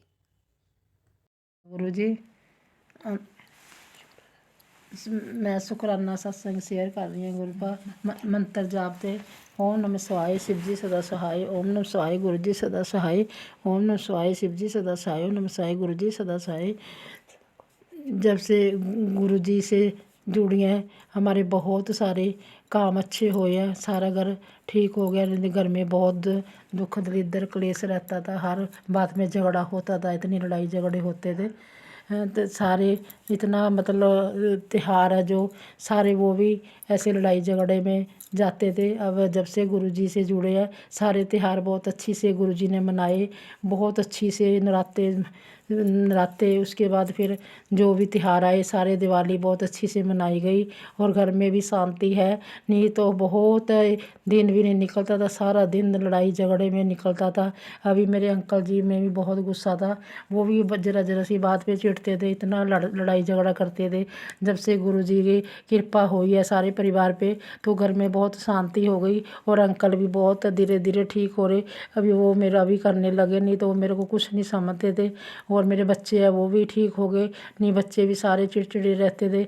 इतनी ब्लैक मैजिक थी घर में, इतनी नेगेटिविटी, जो गुरु जी ने धीरे धीरे सारा घर ठीक कर दिया। तो बहुत अच्छी से सब ठीक हो रहा है। और गुरु जी रोज़ ब्लेसिंग दे रहे। सवेरे उठते ही वडभलाई के दर्शन होते हैं, कबूतर के दर्शन होते हैं, और सारी ब्लेसिंग दे रहे हैं, गाड़ियों की ब्लेसिंग है। इतना कुछ गुरु जी ने हमारा ठीक किया, सारा घर बहुत ज़्यादा घर ठीक किया। नहीं तो हमारा तो पता नहीं क्या बनता, गुरु जी से ना हमारे को मिलते तो बहुत बुरी हालत थी हमारी। तो जो हमारे को गुरु जी ने संभाला, तो शुक्राना, अनंतम अनंत शुक्राना गुरु जी का। जब से गुरु जी के मैसेज आए, गुरु जी ने इतना घर में से धागे तवीत बहुत सामान निकाला, बहुत नेगेटिव निकली, बहुत सामान इतना निकला कि इतने धागे कहीं कहीं पे रखे हुए, कहीं हमारे को कुछ नहीं पता। जो गुरु जी ने हमारे सारे घर से सारी सफाई करवाई है। तो इतनी नेगेटिविटी घर में, बहुत ज़्यादा नेगेटिविटी, इतने सारे बीमार रहते थे। अभी गुरु जी के जब से चरणों से जुड़े हैं तो सारी बीमारी भी ठीक है, सबको हेल्थ वगैरह ठीक कर दी सबकी। और कोटि कोटि प्रणाम, शुक्राना गुरु जी, शुक्राना गुरु जी, अनंतम अनंतम शुक्राना गुरु जी, हर पल का शुक्राना, अंग संग का शुक्राना। हम गुरु जी के हुक्म से एक सत्संग और। जय गुरु जी। गुरु जी, जय गुरु जी, संगत जी, जय गुरु जी। आंटी जी, आंटी जी, मैं आपके चैनल पर पहले भी सत्संग शेयर किए हैं जो मेरे टाइम टू टाइम शेयर हुए हैं। और संगत जी, ये मेरा शुक्राना सत्संग है। मैं काफ़ी दिनों से शुक्राना सत्संग जो है वो मैं शेयर करना चाह रही थी, बट किसी वजह से हो नहीं, मुझसे ही नहीं हो पा रहा था। उसके लिए सॉरी संगत जी, सॉरी गुरु जी महाराज, आप बहुत बहुत, आपकी बेटी आपसे माफ़ी चाहती है कि पता नहीं संगत जी, मैं कोशिश करती थी कि आज करूँगी शुक्राना, आज करूँगी, पर हो ही नहीं पा रहा था। पर अब गुरुजी का मुझे अ, वो कहते हैं ना कि कुड़िए बस बहुत हो गया, अब मैं तुझे दोबारा नहीं बोलूँगा कि तू शुक्राना क्यों नहीं करती अब। सॉरी गुरुजी, बस सिचुएशन ही ऐसी हो रही थी, कुछ शादी का सीज़न था तो मुझे टाइम ही नहीं लग पाया। अ, संगत जी, मैं जो शुक्राना सत्संग है वो मेरे अंकल को लेकर के भी है। मेरे अंकल को ना पहले बहुत सी टांग में प्रॉब्लम हो गई थी संगत जी। वो ना मतलब उनके बैक साइड में काफ़ी बड़ी गांठ बन गई थी टांग में, तो वो ठीक हो गए थे संगत जी। मतलब काफ़ी टाइम से उनकी वो प्रॉब्लम बहुत कम हो गई थी, चलने फिरने में भी कोई दिक्कत ही नहीं आ रही थी, और अचानक से अब फिर से उन्हें ये चीज़ दोबारा से हो गई है। मुझे नहीं समझ आ रहा, पर गुरुजी का इशारा कहीं ना कहीं हमारे पड़ोस में एक आंटी हैं, तो जब जब संगत जी हम उनके घर जाते हैं ना तो तब तब इनको प्रॉब्लम होती है, ये मैंने नोटिस किया है। और संगत जी गुरुजी कहते हैं कि उसकी जो नज़र है वो ठीक नहीं है, वो तुम्हें खुश नहीं देखना चाहती। तो मैं तो समझ गई गुरुजी कहाँ कह रहे हैं, और मैं क्योंकि समझी मैं यूँ, क्योंकि मैंने ये नोटिस किया कि जब जब हम उसके घर गए हैं तब तब ये प्रॉब्लम, इनको कुछ ना कुछ हेल्थ इश्यूज हुए ही हुए हैं। तो गुरुजी ने वो श्योर कर दिया कि हाँ ऐसे ही बात है कि कुछ टाइम के लिए वहाँ जाना तो अपना बंद कर दे। तो संगत जी अब मैं उनसे कोई ज़्यादा बातचीत नहीं करती, उनके घर नहीं जाती, क्योंकि गुरुजी ने भी अब इशारा किया है, और वो गुरुजी जानते हैं हमसे अच्छा तो क्या, क्योंकि वो अपने बच्चों का हमेशा अच्छा ही चाहते हैं। हमें आगे का नज़र नहीं आता, पर गुरुजी सब जानी जहान है। और संगत जी, मैं बस गुरुजी से प्रार्थना है कि प्लीज़ गुरुजी, इन्होंने अपने बहुत टेंशन ले रखी है इस चीज़ की, और कोई ऐसी प्रॉब्लम इनको मेजर ना हो।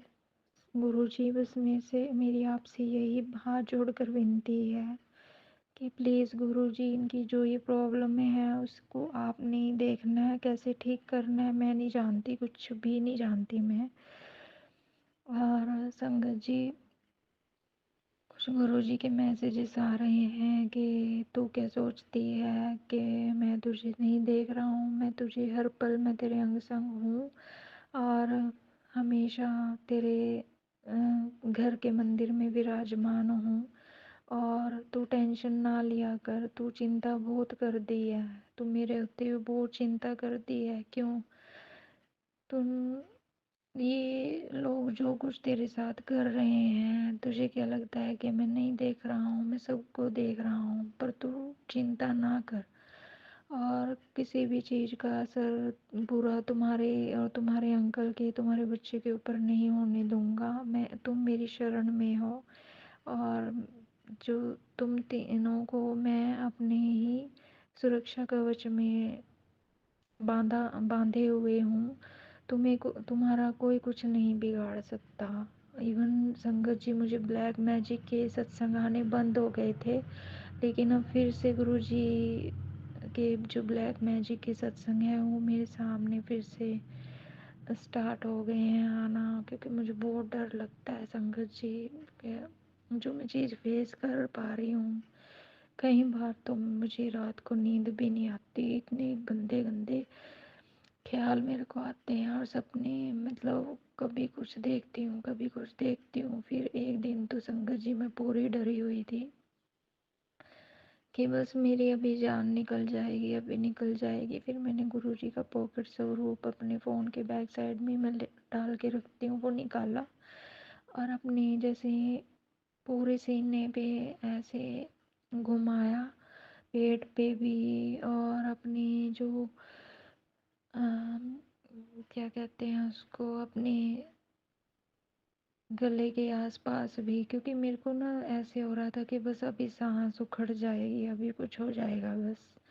और फिर मैंने गुरुजी का जल प्रसाद, बड़े मंदिर का जल प्रसाद वो भी लिया, और मैंने गुरुजी से यही प्रार्थना की, गुरुजी मुझे बचा लो, गुरुजी मुझे बचा लो, पता नहीं मुझे क्या हो रहा है। तो गुरुजी का मैसेज अगले दिन मुझे आता है कि तेरे ऊपर बहुत बड़ी तांत्रिक क्रिया की गई है, और वो लोग तुझे मारना चाहते हैं, तेरे अपने ही हैं। संगत जी, मतलब मैं क्या बताऊँ कि मैं, क्योंकि एक लड़की जो होती है ना, वो ऐसी जगह ससुराल में जब ऐसे माहौल में होती है ना, तो वो कोई डिसीज़न ही नहीं ले सकती अपनी लाइफ का, ना तो वो छोड़ सकती है, ना वो कहीं जा सकती है।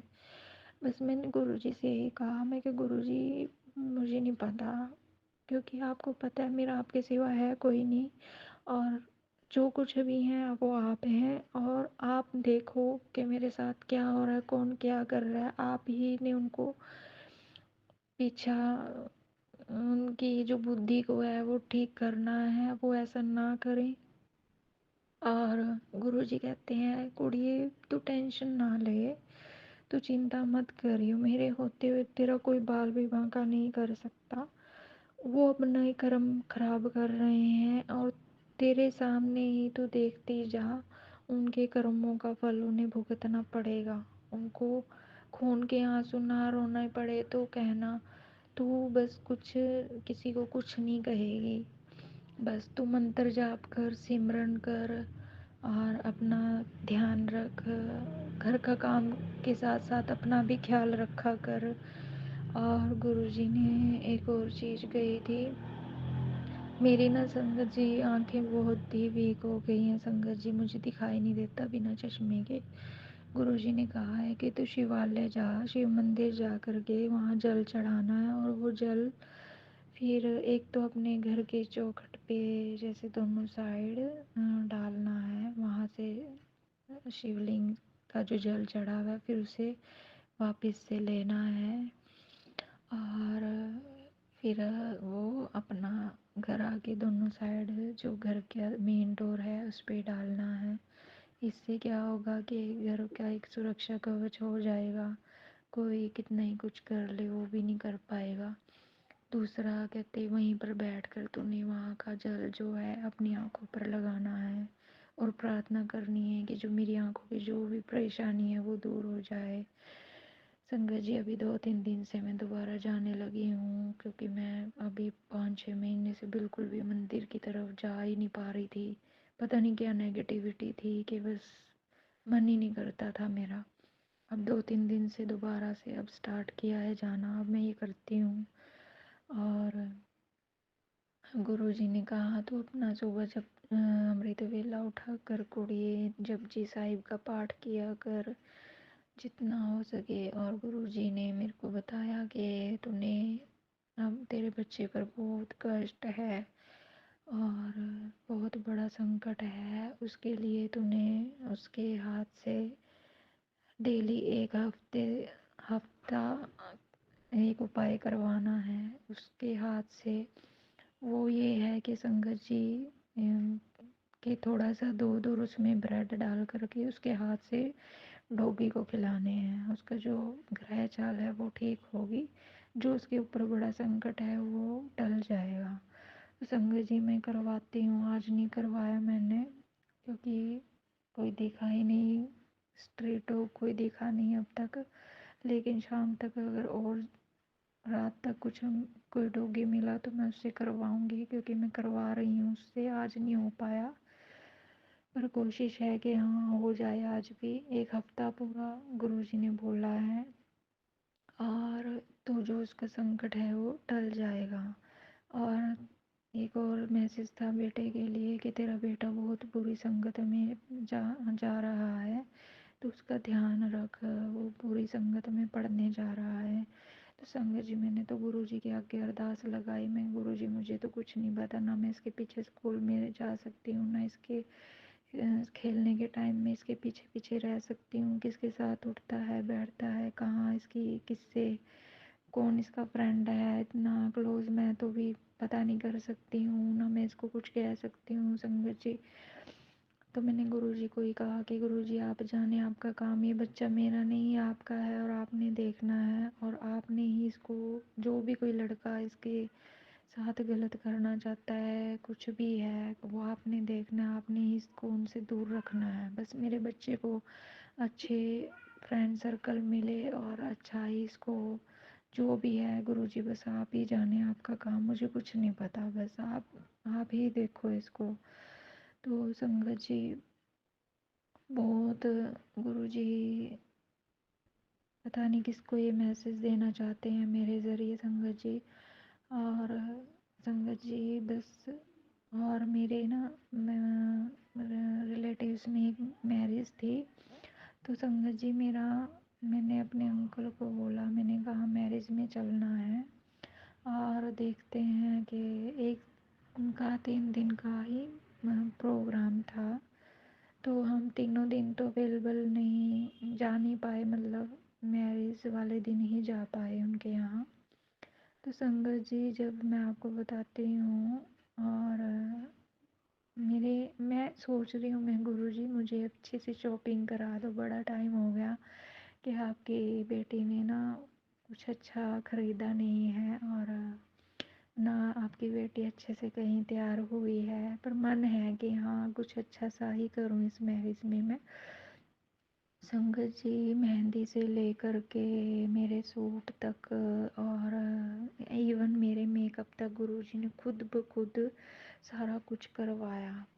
मैंने अपना फेशियल ब्लीच करवाया, वो भी गुरुजी की संगत वहीं पर। देखो गुरुजी ने मेरे माइंड में थॉट डाला कि तू उसको फ़ोन कर, वो वहाँ पे फेशियल ब्लीच करवा, वो आगे गुरुजी की संगत। और जहाँ जिस लड़की ने मेरा मेकअप किया वो भी गुरुजी की संगत। शुक्राना गुरुजी महाराज, आपने मतलब मुझे इतना प्रोफेशनल मेकअप आर्टिस्ट है वो जिसने मेरा मेकअप किया था।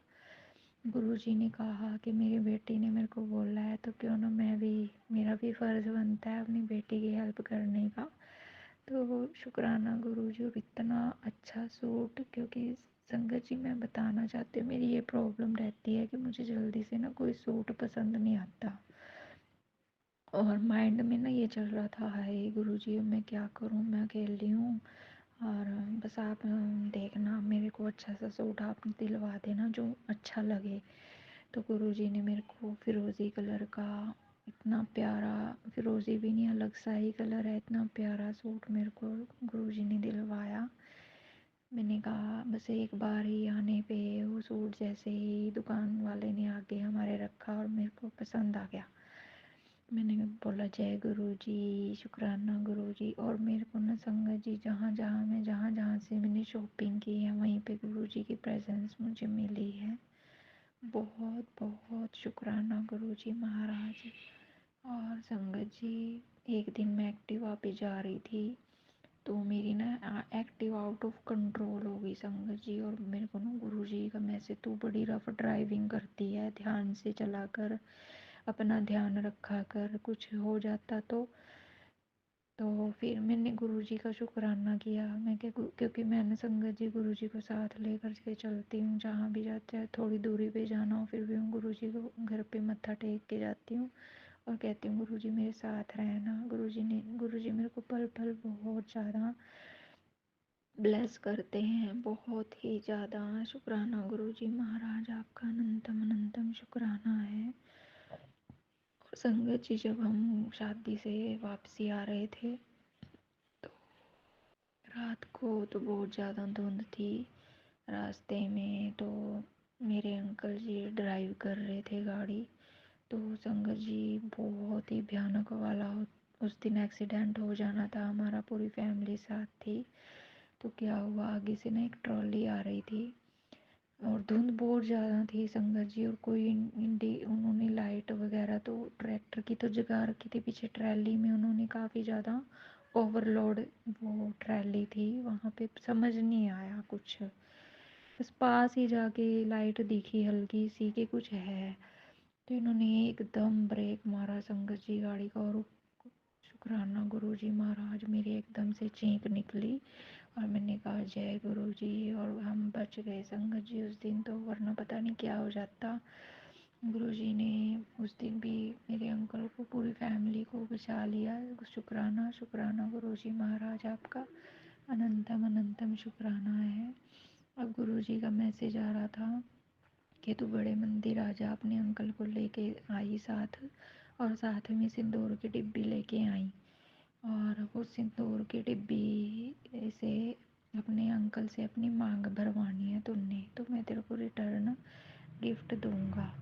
तो संगत जी, अब मैं कल जा रही हूँ बड़े मंदिर अपने अंकल के साथ।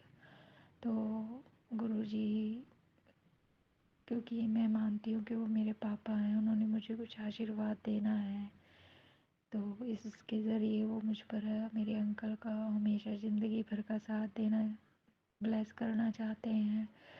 तो बस मेरी गुरुजी आपसे यही प्रार्थना है कि मेरे अंकल की ये जो प्रॉब्लम है ये मेजर ना हो, और बस जो भी हो गुरुजी, कल बड़े मंदिर आते इनकी प्रॉब्लम ख़त्म हो जाए।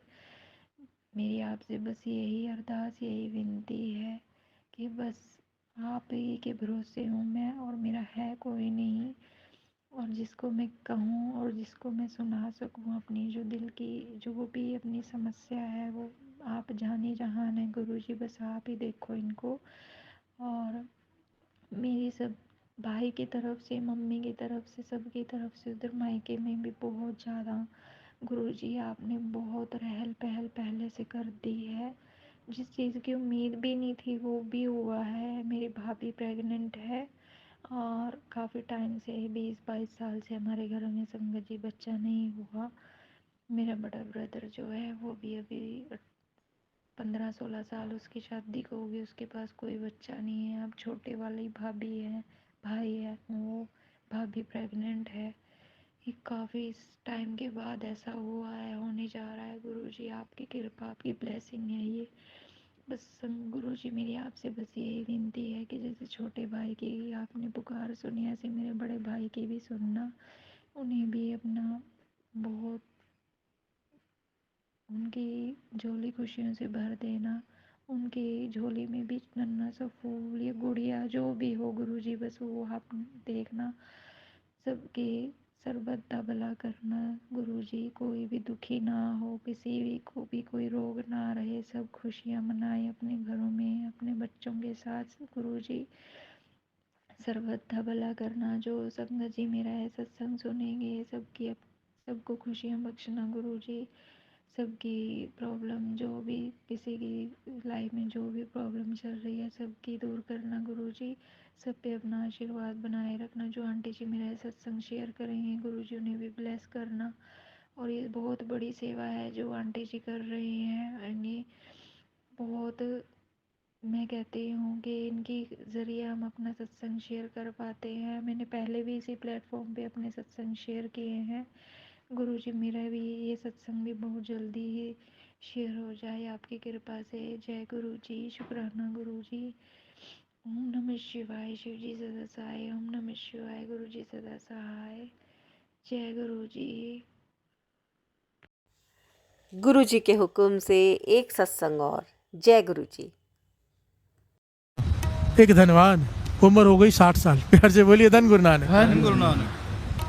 घर वाले की भी उम्र 60 साल, इसकी उम्र भी 60 साल। धनवान बहुत है पर औलाद नहीं है, प्यार से बोलिए धन गुरु नानक। धन गुरु नानक। धनवान बहुत है तो क्या नहीं किया, जो जिसने कहा, जो कहा सब किया इसने, पर घर में औलाद ने जन्म नहीं लिया। उदास बैठे रहते हैं कि इतना धन है कौन संभालेगा, प्यार से बोलिए धन गुरु नानक। धन गुरु नानक। एक गुरु का प्यारा मिल गया, कहने के सब कुछ करके देख लिया, एक काम मैं जो कहूँ करके देख लो। कहने के बताओ, पर कहने लगे अब करना भी गया, 60 साल उम्र हो गई है, अब क्या बालक ने जन्म लेना है, क्या होना है, प्यार से बोलिए धन गुरु नानक। धन गुरु नानक। कहने लगे वो तो तुम्हारी मर्जी, तुमने क्या मांगना है क्या नहीं मांगना है, मैं तुम्हें एक रास्ता बताया था। गुरु रामदास जी, चौथे गुरु नानक, एक तीर्थ प्रकट कर रहे हैं श्री अमृतसर साहब में। उस समय अमृतसर को आबाद कर रहे थे गुरु रामदास जी, प्यार से बोलिए धन गुरु नानक। श्री अमृतसर साहब बसा रहे थे, तो कहने लगे तू वहाँ जाके सेवा कर ले, सेवा में लग जा। और गुरु रामदास जी जाके मांग ले, जब भी मौका मिलेगा मांग लेना। कहने वो दे देंगे, ना कर दिया तो प्यार से बोलिए धन गुरु नानक। धन गुरु नानक। वो कहने लगे हाँ भी कर सकते ना भी कर सकते, उनकी मर्जी है ना, वो तो गुरु की मर्जी है, हाँ दे या ना दे वो मैं कैसे कह सकता हूँ। कहने का कोई तो तरीका होगा कि 100% हाँ ही हो जाए। प्यार से बोलिए धन गुरु नानक। पॉइंट बड़ा कीमती है, पकड़ लेना, बहुत कीमती है। वो कहने लगा कोई तो ऐसा पॉइंट होगा जिससे कोई ऐसा तरीका होगा कि गुरु रामदास जी हाँ ही करे ना करे ना, जब मैं उनसे मांगू कुछ। कहने की है तरीका है, एक तरीका है, संगत की खुशी ले ले। प्यार से बोलिए धन गुरु नानक। गुरु की खुशी संगत की खुशी में है। अगर तूने संगत की सेवा करके संगत को प्रसन्न कर लिया, गुरु रामदास जी के पास तुझे जाना नहीं पड़ेगा, वो तुझे खुद बुलाएंगे या खुद तेरे पास आएंगे। प्यार से बोलिए धन गुरु नानक। संगत की खुशी ले लेना सेवा करके। तो ये अपने घरवाले को लेके वहाँ पर श्री अमृतसर में इसने एक घर खरीदा, धनवान था, अपना शहर छोड़ा, कहीं और का था, वहाँ से यहाँ आया, यहाँ घर खरीदा और लग गया सेवा में। और देख रहा है कि किस जगह पर किस चीज़ की सबसे ज़्यादा ज़रूरत है। और इसने क्या नोट किया कि लंगर में, पुराना ज़माना था, लकड़ियों से लंगर बनता था, भोजन बनना है, आग जलाने का साधन लकड़ियाँ, तो लकड़ियों की कमी रहती है यहाँ पर। तो इसने क्या किया, कुल्हाड़ी पकड़ ली। प्यार से बोलिए धन गुरु नानक। पूरा दिन जंगल में जाके लकड़ियाँ काटता है। एक बड़ा ढेर गुरु घर में लंगर के लिए देता है, एक छोटा ढेर अपने घर में उतार देता है। ढेरी दो ढेरियाँ बनाता है लकड़ियों की, एक ढेरी दे देता है गुरु घर के लंगर में, एक छोटी रखता अपने घर में। पर अपने घर में कितनी यूज़ होनी थी, वो इकट्ठी होती होती बहुत बड़ा ढेर लग गया, लगते जा रहा था। कितने महीने बीत गए, सत्संग जी ये सेवा करता रहा अनथक पूरा दिन। इतना अमीर आदमी, धनवान है, ज़रूरत नहीं है, पर सेवा कर रहा है कि संगत की सेवा है ना, लंगर में लकड़ी देना, तो गुरु की कभी तो प्रसन्नता हो जाएगी। प्यार से बोलिए धन गुरु नानक। अब वो एक दिन आ गया, कौन सा दिन, इतनी बरसात पड़ी, जितनी लकड़ियाँ पड़ी थी लंगर सब गीली हो गई। अब गीली लकड़ी से चूल्हा कैसे जले। और संगत बाहर से बहुत आई थी, काबुल और अलग अलग इलाकों से उस समय संगत बहुत आके ठहरी हुई थी। और बरसात के साथ साथ ठंड शुरू हो गई, अति की ठंड हो गई, और जलाने के लिए लकड़ियाँ भी नहीं कि कोई आग सेक ले। गुरु रामदास जी ने अपने सेवादारों को बुलाया जो थे मुखी, भाई कुछ करो। प्यार से बोलिए धन गुरु नानक। कि संगत बाहर से आई है, उनको भोजन भी खिलाना है, संगत की सेवा करनी है और आग भी जलानी है, कुछ करो। गुरु रामदास जी संगत के साथ, सेवादारों के साथ मीटिंग कर रही हैं और इसने मौका देख लिया। घर में गया, घर वाले को कहने लगा आज मौका मिल गया है, जितनी लकड़ियाँ सारियाँ लेके चल। ये जितनी लकड़ियाँ अपने इकट्ठी हुई थी सारी लेके आया। इसने क्या किया, सारी लकड़ियाँ के छोटे छोटे अलग अलग जगह पर लकड़ियाँ जलानी शुरू कर दी। संगत इकट्ठी होकर वहाँ पे आग सेक रही है, आनंद मान रही है, क्योंकि बरसात भी हो गई और ठंड भी पड़ गई। ठंड बहुत ज़्यादा है, संगत सहन नहीं कर पा रही।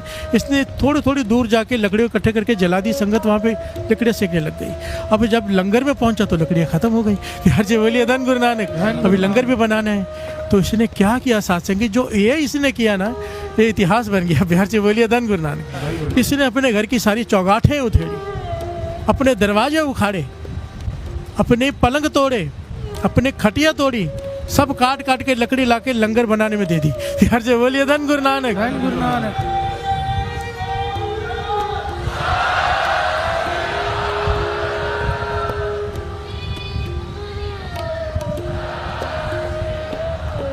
साठ साल की उम्र में ये इतनी सेवा कर रहे हैं साथ संगत, ध्यान देना। गुरु रामदास जी मीटिंग करके बाहर निकले तो हैरान हुए देखकर कि जगह जगह पर आग लग रही है, जली। संगत आनंद ले रही है, संगत आग के पास में बैठ के शब्द कीर्तन गा रही है, आनंद में बैठी है, और लंगर भी पक रहा है। जाके देखा लंगर में तो गुरु रामदास जी ने सेवादार से पूछा, भैया किससे, कहाँ से आई लकड़ी इतनी सारी लकड़ी तो गीली हो गई थी, ये किसने किया, कहाँ से आई लकड़ी। तो सेवादारों ने कहा एक भाई है, 60 साल का एक बुजुर्ग है, उसकी घरवाली के साथ आके सेवा करता है रोज़, कितने महीने हो गए, ये सारी सेवा उसने की है। तो गुरु रामदास जी ने देखा चौगाठे, खिड़कियाँ, दरवाजे, ये कहाँ से, कहने लगा उसने अपने घर की खिड़कियाँ दरवाजे तक उखाड़ के लंगर में दे दी संगत की सेवा के लिए, कि संगत भूखी है, प्रसादा कैसे खाएगी। प्यार से बोलिए धन गुरु नानक। गुरु रामदास जी कहने लगे जल्दी बुला के लाओ उसे, उसकी झोली भरनी है। प्यार से बोलिए धन गुरु नानक। जल्दी बुला के लाओ। सेवादार दौड़ के गए, उसे कहा गुरु रामदास जी बुला रहे, मौका आ गया। दौड़ कर आया, चरणों में गिरा, गुरु रामदास जी ने उसे उठाया, कहने लगे मांग क्या मांगता है। तेरी झोली भरनी है आज। तूने संगत की प्रसन्नता ली है, संगत के लिए तूने हद कर दी, अपने घर को सारी लकड़ियां उखाड़ के ले आया, दरवाजे चौघाट, तूने संगत की खुशी ली है। मांग क्या मांगता है? फिर से बोलिए धन गुरु नानक, धन गुरु नानक, धन गुरु नानक। यहाँ पर रोक के दास एक पॉइंट समझा दे। ये पॉइंट मैं नहीं समझा रहा, महापुरुष समझाया करते थे बहुत बार ये घटना सुनाते हुए। कहते थे कभी भी संगत में आओ ना तो कुछ कमी देखो तो कभी भी कुछ मत बोलो, चुप कर जाओ। यहाँ पे होता है ना ये कमी है वो कमी है, नहीं, क्योंकि सब कुछ करने वाली संगत है। एक आदमी का किया हुआ नहीं है ये सब, ये मेरा किया हुआ नहीं है। ये गुरु नानक जिससे सेवा ले रहे हैं, सारे सेवादार हजारों लोग मिलके करते हैं, संगत सेवा कर रही है। अगर जब यहाँ पे जब सत्संग में आके, किसी भी सत्संग में, यहाँ की बात नहीं कर रहा, हम जब कोई मिस्टेक निकालते हैं तो वो संगत की मिस्टेक निकालते हैं। बिहार से बोलिए धन गुरु नानक। एक तरफ संगत की प्रसन्नता लेने का लाभ, एक तरफ संगत में मिस्टेक ढूंढ के उनकी निंदा करने का फल भी समझ लो। बिहार से बोलिए धन गुरु नानक, धन गुरु नानक। सुधार के लिए एडवाइस देना और बात होती है, निंदा करना और बात होती है। प्यार से बोलिए धन गुरु नानक। इसका डिफरेंस को समझना। महापुरुष तो यहाँ तक समझाते थे, घर में समझो कीर्तन करा लिया, संगत आ गई, अब कड़ा प्रसाद लगा के बच्चे बेबियाँ कोई आपकी दीवारें गंदी कर दे, नया घर बनाया हो, घी के हाथ लग जाए, सब्जी गिर जाए, तो उस वक्त नाराज नहीं हो जाना, अपने आप को संभाल लेना, ये संगत है। प्यार से बोलिए धन गुरु नानक।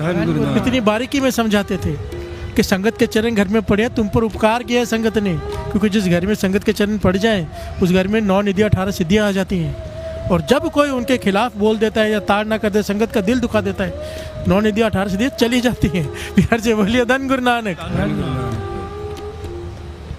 गुरु रामदास जी कहने लगे, मांग क्या मांगता है? हमें बहुत प्रसन्न है तुझ पर, तेरी झोली भरना चाहते हैं। अंतर्जामी है गुरु रामदास जी और पूछ रहे हैं मांग क्या मांगता। अब सारी संगत खड़ी है, उम्र 60 साल, शर्म आ रही है कहने में कि घर में औलाद चाहिए। बिहार से बोलिए धन गुरु नानक। शर्मा के कहते हैं जी नाम दान चाहिए। बिहार से बोलिए धन गुरु नानक, धन गुरु नानक के नाम दान चाहिए। गुरु रामदास जी मुस्कुरा पड़े, कहने की काम कर, कल सोच समझ के आ जा, घर वाले के साथ विचार कर ले, कल आके मांग ले जो मांगने। बिहार से बोलिए धन गुरु नानक, क्योंकि वो जानते हैं इसे क्या चाहिए। ये चला गया घर में माथा टेक के, घर वाले के साथ सारी रात बातें करते रहे। घर वाले कहने लगे कि हम देने के लिए खुद खड़े, मांग लो ना, मेरी सारी जीवन की इच्छा थी कि मेरी को खरी हो, मांग लो। अगले दिन गया तो गुरु रामदास जी कहने लगे बता क्या चाहिए? कहने का पाछा सच कहूँ तो सेवा शुरुआत तो इसीलिए की थी कि बहुत मन की इच्छा थी कि घर में बूटा लगे, भाव घर में औलाद हो जाए। इतना धन भगवान ने दिया है, आपने दिया है, उसको संभालने वाला कोई तो हो, और मन की इच्छा है कि घर में बालक खेले, कितने सालों की, पर आपकी सेवा करके ये इच्छा मेरी तो खत्म हो गई है। बिहार से बोलिए धन गुरु नानक। सच में मुझे आपकी कृपा ही चाहिए, पर मेरी घरवाली को अब भी बालक की इच्छा है। बिहार से बोलिए धन गुरु नानक, धन गुरु नानक। गुरु रामदास जी मुस्कुरा पड़े, कहने लगे इनका नाम इतिहास में आया भाई आदम। बिहार से बोलिए धन गुरु नानक, धन गुरु नानक। गुरु रामदास जी कहने लगे भाई आदम, सच कहता हूँ तेरे नसीब में कितने जन्मों तक क्या किसी जन्म में भी औलाद का सुख है ही नहीं। बिहार से बोलिए धन गुरु नानक। तेरे कर्मों में ऐसे कर्म है तेरे कि औलाद का सुख तेरे जीवन में है ही नहीं, कर्मों में ही नहीं है। पर क्योंकि तूने संगत को प्रसन्न कर दिया है, संगत की आशीष ले ली है। हमारे घर में 4 पुत्र होने थे, 3 हुए, चौथा पुत्र हम तेरे घर भेज रहे हैं अपना। बिहार से बोलिए धन गुरु नानक।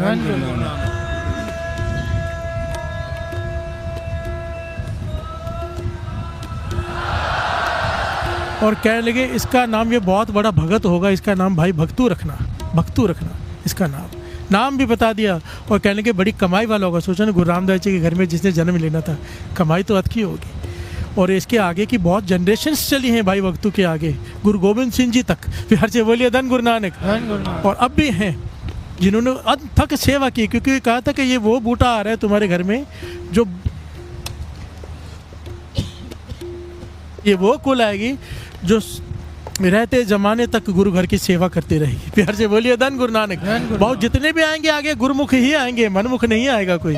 प्यार से बोलिए धन गुरु नानक, धन गुरु नानक। अब देखिए गुरु का नदर बड़ी कि हमारी किस्मत। प्यार से बोलिए धन गुरु नानक। किस्मत तो थी ही नहीं, पर संगत की सेवा क्या चीज़ है, इसलिए दास हमेशा बेनती करता है। 2 दिन पहले चालीस शुरू होने से पहले दास ने क्लिप भी डाली थी, किसी ना किसी सेवा में हिस्सा ले लेना। देखिए आप नहीं करोगे सेवा तो होती रहनी है, कोई फ़र्क नहीं पड़ना किसी को।